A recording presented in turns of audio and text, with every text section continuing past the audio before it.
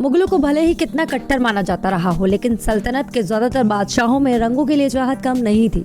उनके दौर में होली को खास अंदाज में खेला जाता था। मुगलों में हर महत्वपूर्ण शख्स, रिवाज और पुरस्कारों का नाम रखने की परंपरा है। होली के साथ ऐसा ही था। उनके दौर में होली को ईद गुलाबी और आब पाशी कहा गया। मुगल सल्तनत में मनाई जाने वाली होली में मुस्लिम भी हिस्सा लेते थे। इसका जिक्र इतिहासकारों ने अपने दस्तावेजों में किया है। भारत में मुगल साम्राज्य की नींव डालने वाले बाबर ने जब पहली बार हिंदुस्तान के लोगों को होली खेलते देखा तो चौंक गया।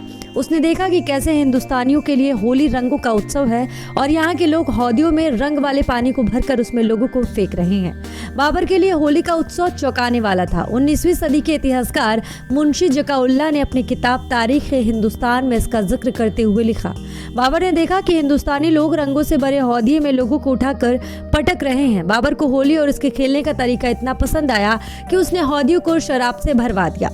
मुगलों में होली का आकर्षण कई पीढ़ियों तक जारी रहा। अकबर के नौरत्नों में शामिल अबुल फजल ने आईने अकबरी से होली से जुड़ी कई बातों का जिक्र किया। अबुल फजल ने लिखा कि अकबर को होली के उत्सव से बेहद लगाव रहा।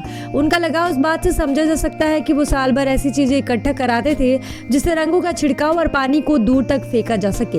होली के दिन अकबर अपने महल से बाहर आते थे और हर आम शख्स के साथ होली खेलते थे। जहांगीर के दौर में होली के मौके पर संगीत के विशेष महफिलों का आयोजन हुआ। तुझ-ए-जहांगीरी के मुताबिक जहांगीर आम लोगों के साथ होली खेलना पसंद नहीं करते थे, लेकिन संगीत की विशेष महफिल में हिस्सा लेते थे। किले के जरूखे से लोगों को रंग खेलते हुए देखना पसंद करते थे। होली के उत्सव को भव्य बनाने का काम शाहजहां के दौर में हुआ। शाहजहां आम लोगों के साथ होली खेलते थे और उन्होंने इसे शाही उत्सव में तब्दील कर दिया। उनके दौर में होली को ईद गुलाबी और आब पाशी नाम दिया गया। इतना ही नहीं, इस दिन के लिए मुगलों के अंतिम बादशाह जफर ने विशेष गीत लिखे जिसे होरी नाम दिया गया। उनके गीत उर्दू गीतों की एक श्रेणी बन गई।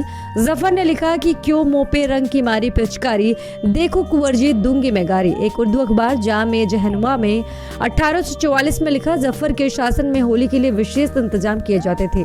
टेसू के फूलों से रंग बनाए जाते थे और बादशाह अपने परिवारों के साथ रंगों के उत्सव में खो जाते थे।